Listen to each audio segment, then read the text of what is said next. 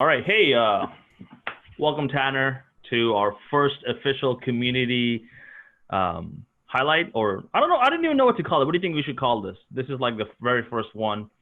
Um, the basic idea behind this is I want this format, this interview style thing, to be a way that we get to know each other in the dyslexia community. So the idea is that I'll be hosting people from the community and getting to know them, and then posting that on the community. So if there's people that have the same interests, or if there's something that sparks something interesting in the conversation, other members will have a chance to get in touch with you and yeah, take the relationship from there. So it's just a way of making friends and just making friends through the internet a normal thing, because I think it's like a not so normal thing, but I think that's where the world's going. So I want to kind of help accelerate that, especially inside the dyslexia community. Yeah. So do you have any ideas what we should be calling this? The first thing that came to mind was just dyslexic mastermind. Oh, Uh, I feel like we can come up with something a little more saucy. yeah. But yeah, thank you so much for having me. It's an honor and a privilege to be here, to be able to share things that I've learned about myself and ways to hack the dyslexic brain. And yeah, I'm super excited. Um, I've been thinking about this for the past couple of days, so yeah, looking forward to seeing where it takes us. Awesome. Well, Tanner, I think you were one of the first people that I met through the internet through dyslexia. Like, I don't remember if I contacted you or you contacted me, but we had some conversations. I think we got on the phone, and then we just started talking about stuff, and then I posted on Instagram that I was in Alaska, and you happened to be in the same city in Alaska.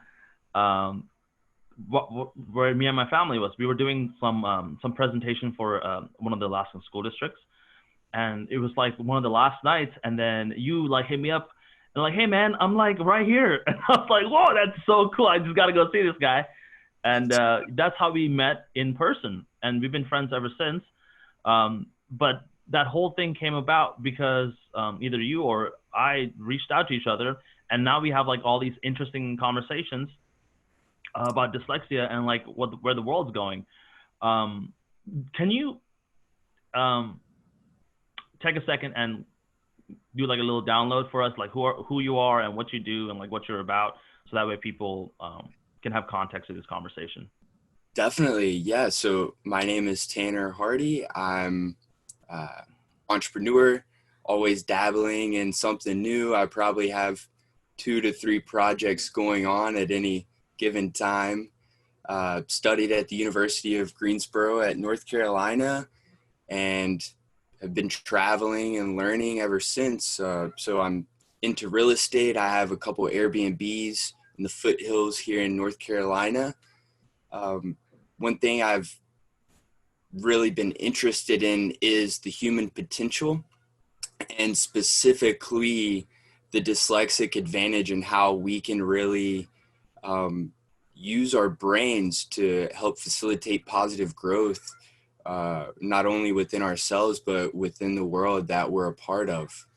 Um, so the way Nishanta and I met, basically in college, for the longest time, I never really owned that I had a dyslexic brain. I always kind of thought I'm just like everyone else, maybe I need to work a little bit harder, but there's really nothing much different from me than other people. And as much as that sounds like a really cool mindset, the fact of the matter is, my brain and the dyslexic brain is different than about 80% of the world. Mm, And I wasn't owning that. And mm, there was so much positive knowledge out there that that could help me when I was going through struggles, but I was just ignoring it because I wanted to play this role that I'm have a normal brain, whatever normal is, But so long story short, I started owning it. that I have this dyslexic brain or this neurological way of thinking. My brain has different pathways, and so I started watching all these YouTube videos, and I stumbled upon your channel and really just became engrossed in the knowledge and wisdom you're sharing, and I loved it. I loved all of it. I think I binge watched, for a couple weeks, just different people's content and learning. And so you're actually one of 3 people that I have kind of met on the internet and wanted to meet in person. Who are the other ones? Just curious. Yeah. So you were one. This guy named Jay McPherson. You may know of his YouTube channel. I kind of a long story with him. But then the other guy is actually Warren Buffett. So I ended up going to Warren Buffett's 50th anniversary for Berkshire Hathaway. And I ended up getting about 25 yards away from him. And I gave his bodyguard my business card at the time. And he was like, man, we don't even get within 10 feet of this guy, you know? Yeah. He's the only person that I've really wanted to reach out to that I haven't reached out to. So that's a time. That's a clock that's ticking though. Warren is not doing good right now. He's his health and stuff. But there's so many other people just like him. But he's a very special man as far as his ability to just like delay gratification forever. Like even now it's like. Yeah, he still drives an old truck, just does his thing. Yeah. We also share a passion of table tennis together, so I'd love to play a game. With Warren Buffett. Yeah, you probably smash him, dude. Yeah. That's a safe bet. So, Tanner, so kind of how we plan this out is Tanner's going to teach us a few things, and then we'll open up the conversation to the rest of the group. Usually, this is kind of my fault. I posted this like 6 hours ago on our community group, but usually we would open this up to the rest of the community so we can kind of have a big conversation. But I don't think we're going to be doing that today. Do you want to kind of share like some of your ideas that you brought to the table, because you shared a pretty interesting PowerPoint with me, and I didn't want to ask you questions about it because I wanted this to be like kind of fresh. So like, you want to totally share that with us, and then so when you reached out to me, I started thinking like, what exactly is really important to share at the beginning, of like someone learning that they have dyslexia. And so basically what I created was just a fundamental framework that anyone can use to help their body and their brains perform at peak performance. And I'll get into more of why I find it so extremely important for people with dyslexia to be very aware of their thoughts, their food, and their movements. So that's kind of like the big overview was, sure, like I could talk about different ways that I've organized my life, because for me, and I know a lot of other people with dyslexia, being organized is something that's innately hard to do. It's just not natural. I've learned a bunch of really cool strategies, but I think that right now it's more important to talk about the fundamentals. So yeah, I would love to just go ahead and jump right into it. Yeah, we'd love to see that. All right. So basically the basics of formula for great success. And before we get started, I want to talk about what dyslexia means to me. To me, fundamentally, it's just a neurological difference, period. Mm. Like all of this stuff that, you know, people may see online about the reading and the, you know, communication or this or that, like those are all kind of side products to the underlying truth, which is just a neurological difference. Mm. Shanta has a really great video that I absolutely love where he uses a cabbage to explain how basically each brain has different sizes of columns. Mm. People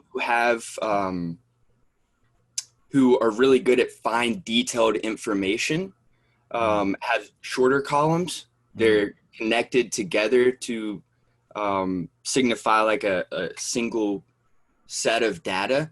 People with longer columns are known as people with dyslexia, who majority have longer columns, are connecting different areas of the brain, which is one reason why people with dyslexia are so good at creativity, because they're using things that they remember seeing with things that they remember hearing, but from different point in times of their lives. Mm. And this allows them to collaborate those pieces of data into something completely new. If you could, please share that video, if you could, with the group, Oh yeah, for sure. with the Mm. cabbage. I love that, man. The first time I saw that, I was listening to what you were saying, but I was also thinking in my mind about how I think, and it all clicked. And Mm. it was just such a sigh of relief for me to see that video and to think about how I think. It just all helped everything come together more. And Mm. so yeah, so let's get to it. So I kind of touched on this at the beginning, but it's super, super important to own that you have a neurological difference in your brain, and that what works for most people might not work for you. Um, that was huge for me, because then I was able to get really creative and come up with ways that worked for me, and also learn from other people who have this neurological difference, and be able to implement that stuff. So self acceptance is huge. Um, the next thing I want to talk about with ownership is also owning this idea of a growth mindset, because as everyone here knows, if you're watching this, you're owning that you have dyslexia. So like you're already on the right path. Yeah, it's a Um, great point. I would love to reach all the people who aren't owning it, but the fact is we all find our healing in our own time. And so bravo to you for being here. And you're, just by watching this and absorbing this stuff, you've entered the growth mindset, and I hope you keep that after this video and beyond. Basically, the growth mindset is just knowing that you can learn new skills at whatever age. Our brain is very plastic. We can and malleable. We can learn new things. We can morph and change to our own desire. Mm. And it's very important to know your direction, because if you don't, there's forces outside of ourselves that will direct us Mm. to ways that they want us to be. And Yeah, absolutely. That's a I don't great point. know who they are, but I do know that, or I have the belief that we're here to grow and express ourselves, Mm. to collaborate with others, and to grow as individuals in a society. So, Yeah, it's interesting because I like that idea of like if either you know the map or someone else is giving you directions. So absolutely, if you're not sure where you're going, there's going to be other forces that's going to be telling you where you need to go, and it's just like a human thing. We need that. Either you're going to generate that from within yourself, or you're going to get it from like some outside force. And I always think it's better to like generate it within yourself. thank you. I want to dig a little bit deeper into perseverance and share a little bit of research that I found about dyslexic children using nearly 5 times the brain. Um, surface, I think it was the brain surface area to Mm. perform ordinary language tasks. Mm. I mean, I just want to take just a second to let that sink in. Like Mm. 5 times more brain area than a normal child. To it, basically, the idea is to develop either soft skills or hard skills, and then join those skills to create a super skill. A lot of people, like, the general concept is that you're a Tiger Woods, where you're basically groomed from a young age to be this Tiger Woods of your field. But what they're finding out is that most people who create leaps and bounds of progress in their field, they actually had a lot of experience in other fields, and they were able to transition what they learned from that field into their current field and problem they're working on, to really drastically change the current the view of that topic. Mm. Yeah. So it's kind of like with the Tiger Woods thing, it's like it's a very narrow set of skills, right? So like this guy, he's like a golfer, and then like there's a path. This is how you get good at golf, and then he's competing against all the other people in the world who know the skill stack. Like maybe it's swinging, maybe it's like I don't really play golf, but like getting out of bunkers or like Knowing what clubs to use. exactly, and like understanding how the wind is going to affect the ball, like all those different things is a very narrow set of skills, and then you just get really good at that specific skill stack of being a golfer. If you're building a unique skill stack, so Tiger Woods is really good. He's like the top of the pyramid of being good at being a golfer, and like that's one way to find success, is to find like a really traditional pyramid, and then you just grind until you become the very best at that thing. But it's very unlikely that you're going to be the very best at that thing, because you're competing against the entire world at that particular skill, which is golfing. It's better to get really good at 5 different skills rather than get really good at one skill. So if you're like a really good author, like if you can write books, if you can speak, and if you're like a airplane pilot, and you are good at Airbnb, you can probably find a way to connect these 3 or 4 different skills together to create something that's unique to you that other people can't compete with you with. And then that's what a skill stack is when you build something that other people have a hard time competing with you because of the diversity of how all these skills kind of work together to support each other. Research. I think the really important part to this is, at least for me, is staying curious and interested. It's so, like, I've went into projects and been really interested for 3 weeks, and then it's almost like I learned what I was supposed to learn, and then like my interest just dropped. And it was almost exhausting to try and do it, where a week prior I didn't feel like I had enough time in the day to learn. Yeah, I've totally experienced this, and I think of it like a backpack. Like I go into do different these different projects. I might not finish all the projects, but I like throw something in my backpack for the next one. So like I'm always bringing back something from that like adventure that I went on.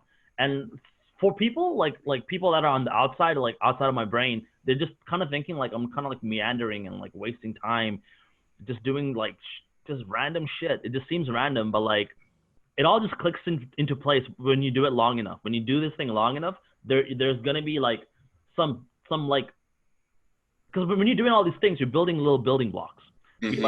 You're just getting one skill from here, you're getting another skill from here. Every little adventure you go on, it's like you're just picking up a little building block. And then one day you're just gonna be like, oh shit, I have like the whole collection to build like this new thing that hasn't been done before. Like that's kind of how I feel about what I'm doing now. Like every new project that I'm taking on, I'm like, dude, I have like this and this and this and this that I can put into this project. Whereas before I was just like learning things and doing them exactly like everyone else. Yes. But That's now, it. Yeah. That's it. I did want to share one of the greats that I think used this stacking strategy if only we could speak with him. But Leonardo da Vinci, I don't know if you've done much research, but evidently he really wasn't a big painter. Like painting wasn't a huge thing for him, but he's most known for his painting, right? Well, I guess it's because he was trying to make some money, right? Like that was like the best way to make some cash. Yeah, Painting thing. But he was using that to fuel all of his other passions, basically. yeah, he was more interested in like drama and literature and things of that nature, if I'm not mistaken. So, yeah, it's out here, and there's a ton of examples of people who are stacking using these skills to create leaps and bounds of progress. And like I said, to me, it's all about just staying curious and interested. So to kind of get back to where we're at here on the screen, this really is interesting to me because if we're using 5 times the brain area, then to me, it's only logical that we're using more energy. Maybe not 5 times more energy, but I definitely believe that the dyslexic brain is using more energy than the what do you call it when it's a normal neurological? It's like, yeah, neurotypical is like neurotypical. Yeah. So it's comparative to a normal typical neuron typical brain. So when I think of this, I think, okay, I need to figure out how to optimize my body so that I can continue to perform at peak performance or perform at peak performance longer.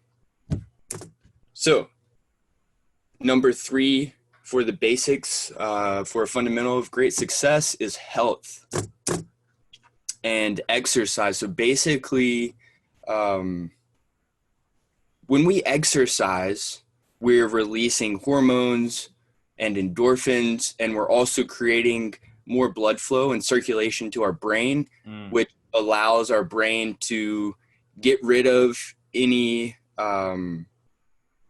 waste that it's using, and then circulate new blood and new chemicals so that we can continue that neurochemical process, which turns into an electrical impulse that we call thought. So I'm not going to dive into it too deep, but basically these are the 3 most important to me: cardio, meditation, and resistance training. All the great minds, maybe not all of them, but a lot of them talk about walking and thinking, or running and thinking. If you read any book about running, they talk about this runner's high, or like any of these super athletes or like really wealthy CEOs and stuff, that they have all this money in the world, they could do whatever they want, and they're at a triathlon running 50 miles. It's like, dude, why are you doing this? And you could be doing all these things, and they're running, testing their bodies. And I actually did have a conversation with this guy who I don't know if he was like one of the CEOs or worked for Chase, one of the MasterCards or something like that. But basically, he said that when he was running, it would help him solve problems that he had or he was trying to solve. And I totally relate to that, because if I have a problem and I go running with the intentions of solving, I'm not going to stop running until I solve this problem. Normally, by the end of the run, the problem's solved. Dude, that's dope. How long have you been doing that? So I've been running since I started in high school, but I didn't really start tracking my running until I was in college. So like you have a regular practice of like running? Yes. So right now my schedule is I run on Mondays and Wednesdays, and I walk on Tuesdays and Thursdays. And I like, track. What do you? Because this is something I'm doing right now. I'm like I'm trying to get 100 miles this week, just walking, not running. Yeah. it's really hard, man, because I walk really slow and I walk with my dog, but I've been listening to a lot of audiobooks while I was doing it. Yeah. Dude, it just puts everything else in place. Like it just removes all of the chatter, like all the stuff that's happening in your head. Like For sure. it just removes all that. And yeah, well, what does it look like? So if someone wants to get started, what would they have to? Yeah. Even if you set a goal, see, I believe in longevity as opposed to a quick spurt of advancement. So I would encourage people to walk for 2 minutes a day or a week. That would be like my first, because getting started is the hardest part, right? So if you can walk for 2 minutes a day, you can begin creating that habit of just saying, okay, now is my time to walk. Just 2 minutes. Yeah, and what will happen is those 2 minutes will turn into like 10 minutes and then, or like 30 minutes, and then you'll just get confidence over time, right? Like, yeah, beautiful. That's exactly. That's a great suggestion. Okay, yeah, sorry to disturb you. Let's keep it going. You're good. I could talk about running for days, but okay. So next is meditation. I know you spoke about meditation in one of your last videos that I saw, and I'm a total believer. Meditation is a 1,000-year-old tradition, and essentially, without getting too deep with meditation, one form of meditation, which is the one you referred to, is what I call it is the watchman. So basically, you become a watchman of your thoughts. You just observe. And everyone goes through their own process with meditation. Every day is going to be different. And I would also set the same goal as far as the running or walking with meditation. 2 minutes a day is what I would say. And I think that's a great runway. I know some people that will go an hour a day. Personally, I can't do that. I'm sure I could if I practiced, but for what I have going on right now, 10 minutes a day, I try to meditate Mondays and Wednesdays, or Tuesdays and Thursdays. At least 2 times a week is like the minimum to me. There's not necessarily a peak time to meditate, but I will say that meditating at night I find helpful, and meditating right in the morning, like wake up, roll out of bed, and sit down and start breathing. I would consider like morning and night more eventful than the middle of the day, because there's just so much more distractions and things going on during the day, and harder to come to that true center. So do you use like any kind of apps or any kind of or you just sit down and just No, I normally just sit down in silence.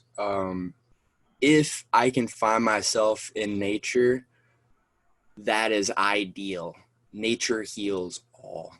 So if you can find yourself in nature and, practice meditation for 2 minutes a day for the rest of your life, I would say it'd probably add a month or 2 to your life. Yeah, dude, it's so interesting because it's such a when you put it that way, just do it 2 minutes a day. It just seems something just doable. Yeah, it just seems doable. Of course, anything you do for such a long time will turn into like something better. Like you'll probably get better at it over time as well. Yep.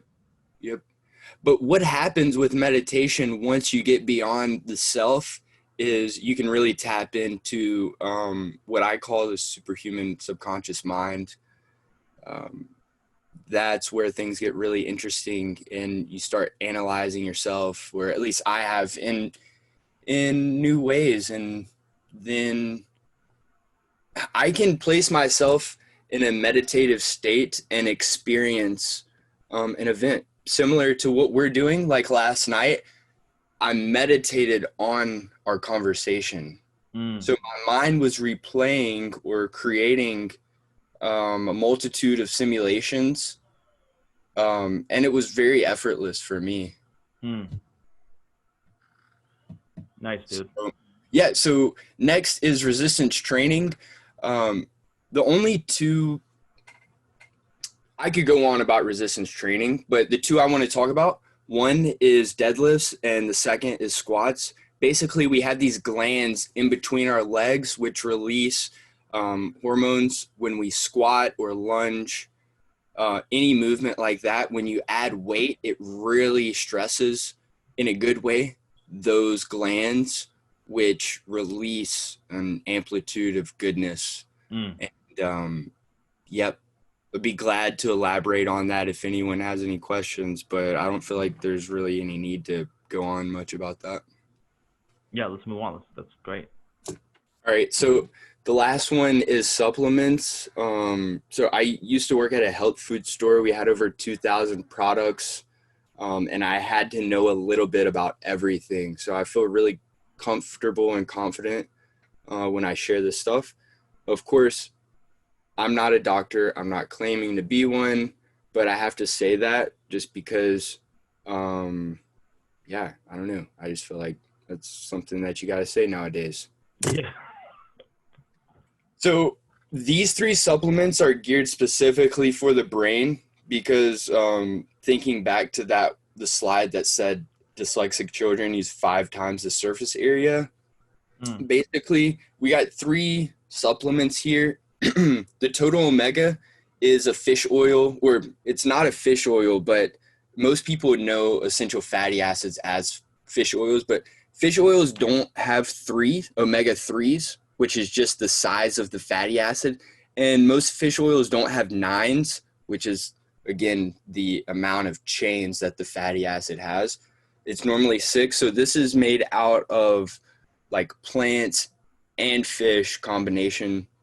And it's lubricates your joints, helpful for the brain, your skin, all that good stuff. So CoQ10 is one of these products that there's a lot of scientific research out on it, regenerating heart cells. And so in my mind, if it's helpful for the heart, it's circulating blood coming to the brain.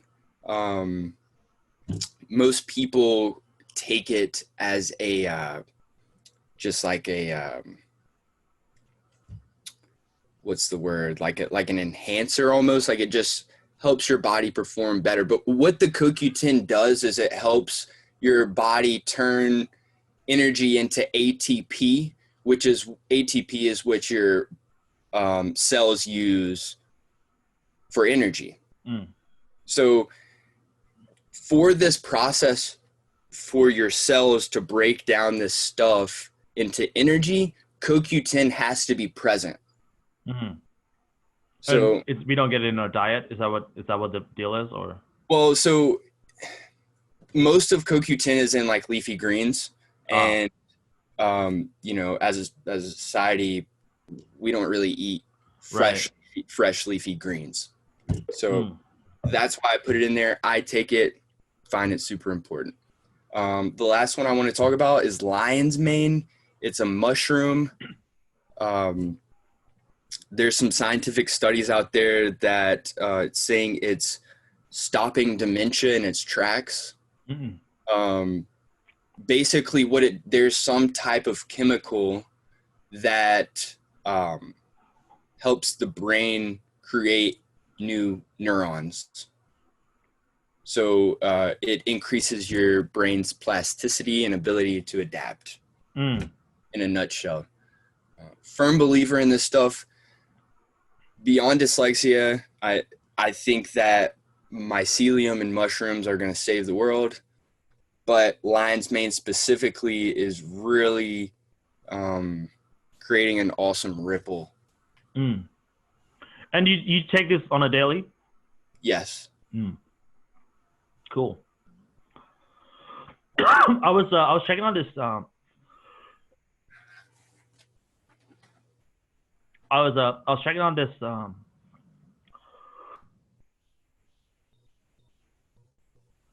Man, I hope that's not coronavirus. This guy just got something stuck in my throat. I was checking out this company called Four Sigmatic. Yes. And like they were really touting the benefits of all these supplements, and I was either gonna go with the Athletic Greens or like the Four Sigmatic. Blend. Yeah. I remember the Athletic Greens for right now, but I haven't really been drinking it like every day. But I think I'm gonna start. I'm doing it right now. But yeah, mushrooms. Mushrooms seems really interesting. It's something like I haven't experimented with, but if you recommend it, I'll probably check this out. How much is like a month's worth of like lion's mane? Well, it of course it just depends on where you're getting it. I think this little packet. This is a picture of my stuff. I think it was $12, and that would probably last a month. Oh, so it's really affordable. Yeah, and so I'm actually growing my own lion's mane. Dude, what the hell? Yeah, What out is, of logs. how are you doing that? Wait, did you was this you? Are you farming mushrooms Yes. for resale? Well, for personal use, but I think there's going to be extra. But my plan is to have an entire like mini forest of different types of edible mushrooms that you can walk through and pick your own, learn about. Okay, we got to talk about that right now, just real quick. What does that look like? So you have like I know you live in North Carolina and you have like some property out there. So Yep. do you have like some kind of like greenhouse or something, or what is this operation looking like? Yeah, there's a couple different ways to grow mushrooms. One of the easiest ways is to cut up some fresh logs. They have to be fresh hardwood logs for lion's mane or shiitake, maitake, things of that nature. So a fresh log, then you drill holes into the log with a special drill bit, and then you take these little plugs that you got from a mushroom farmer, and that the plugs have the mycelium already growing in and on them. You plug them inside the log and you cover it up with beeswax. So it takes about 6 to 8 months for the mycelium to completely take over that log. And once it does, it will start fruiting, and it will fruit for anywhere between 3 to 5 years after that. So it just consumes that whole log. Correct. And then And only one type of mycelium can inhabit one log. So say there's 2 different types of mycelium growing, they will compete. One will die out, the other one will completely take over, and then it will start fruiting. what about like propagation? How do you is there ways that you can propagate this yourself, or are there Definitely. Yeah, definitely. It is a fragile process at the beginning because any type of contaminant can kill off your mycelium, which doesn't have a very strong immune system when it's younger. But you can actually get syringes of lion's mane and grow it in a solution of it's called agar. What they use for inside of petri dishes. Tanner, this is your YouTube channel, dude. Oh yeah. This is what it needs to. I think this is it. Yeah, it might be. Man, I really enjoy this stuff. Because there isn't that's a very interesting idea, because there's already free marketing happening with Four Sigmatic. It's on like all the podcasts and things like that. And I don't know, have you checked out any YouTube channels around this? Yeah, there's tons of people doing it. Are there any big channels? No. They're decent sized channels. But no, it's definitely growing in popularity. People are realizing how easy it is to grow their own medicine in their own backyard. And yeah, dude, you can talk. And like, the cool thing about this this idea, this channel is you can automatically productize it. Like Yeah. it'd be really easy to monetize because I don't know if are you allowed to sell mushrooms? People are Yes. doing it. So like Definitely. you can like have like Tanner's mushrooms or something, and then you can just have like this like very boutique. I don't know I don't know, like, and it's right on brand with like your value system too. Like it's all of your beliefs and all of these things are on brand with creating this product or this service. So like, and it sounds like you really enjoy doing that. So wow, man, if you grew your own mushrooms and you sold it and you talked about mushrooms and then yeah, dude, Yeah. I would think about that. It's going to be continue to grow as the industry and as people start, experimenting with the mushrooms. Yeah. Yeah, I appreciate those thoughts, and I'm going to give it some serious consideration. Yeah, dude, do it. I think that's, yeah, I feel like we took a little sidebar here, but let's continue. Cool. So yeah, that's it about lion's mane and supplements. This is the entire overview of this little formula. I guess do we have anyone in right now? It doesn't look like it. Let me check the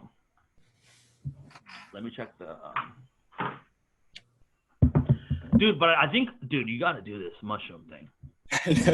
I actually haven't done the YouTube research for it, but it sounds like something that you can get into, dude. Yeah, and exactly what you said. People are monetizing it after they develop a small following. And on top of it, it's like nature too. Like I can see you going to like different nature spots, like hunting for mushrooms and like trying to propagate like this like rare species and like getting really good at like, I don't know. But then there's stories of people who die eating mushrooms. Yeah, you have to be careful. I do not condone eating mushrooms in the wild unless you really know what you're doing. There was this Joe Rogan episode with this mushroom scientist. Have you seen this one? Yes. His name is shoots, bro. I forgot his name. What's the S? Simon. Something Simon. Yeah. Let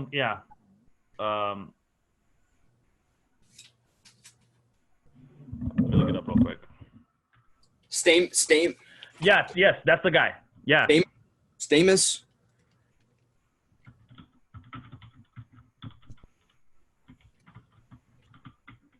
Paul Stamen. Yes, Stamen. That's the guy. Yep. They've done research and found that a small blend of medicinal mushrooms can increase the bee colony's lifespan to like 3 or 5 days. Like each bee lives 3 to 5 days longer, and once every day a bee is alive, they touch 10,000 flowers. So 10,000 times 5 is 50,000 times the entire number of bees in the colony. I mean, this huge.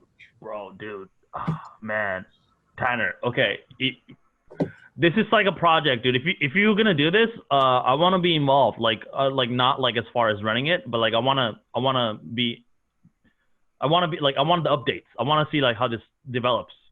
Yeah. If you actually do this, like that'd be so cool, man. Like yeah, that'd be so. Because now it's like not even just like. Now you're trying to save the planet. It's like because bees are so important. They're dying, and there's like this is some. Yeah, and they're saying that this small blend can increase the lifespan 3 to 5 days. So it's the blend of mushrooms that Stamen is. It's reishi. Reishi is the main one. Let me see. I actually have a small article right here. about it. But yeah, it's three mushrooms. So you can profit from it too, right? You can sell these, or you can like You, you at least consume them. oh yeah, the mushrooms. Yeah, you can consume them. And then you're just saying it just needs to be available in an area for the bees to like benefit from it. Like Well, so you know how they feed bees? They feed them sugar water during the winter. mm. So basically, what you do is you switch your normal feed with this enhanced extract feed. Oh, okay. So it's not just the Right. mushroom being available to in the environment. It has to be processed somehow. Yeah, it has to be extracted and ingested by the bees. But from what they're saying, the bees enjoy it. Dude, that's another product line. If it's like Yeah, a small like a bottle of this extract for your bees. or just like okay, so my wife, she's doing this thing where we bought like because she's a nature person, so like we bought these like bee nests. They're not bee like where the bees will live, but they're just like yeah, they're like nests like for when bees migrate from like one place to another. There's like deserts now where the bees can't survive the migration because there's not enough nutrients or whatever, like moisture or whatever. So people are buying these little things as like a little sanctuary or like a little stopping spot for the bees Oh, to go from one spot to another. So like, oh man, dude. I see what you're saying. You could sell those to people who don't own bees but just care about bees. Yes, it's like because that now you're expanding the market, and then this is something you can just throw in your garden because like or like if you have fruit trees, you need bees. So but you don't necessarily want to have like a bee farm. You can just but like you want bees in there, Mm. but there's less of them around. So in this, yeah, dude, this is very interesting. I think this is something you should follow this thread and see where it goes. Yeah, I'm definitely still interested in it. I'm gonna be propagating some more mushrooms today. So Nice. Yeah, dude, I feel like we can keep going back to this idea, but let's. Do you wanna talk about your just books? kind of wrap it up here. Yeah, you wanna wrap it up and just talk about like some of these books? Yeah, definitely. So I'm gonna go ahead and switch to that next slide.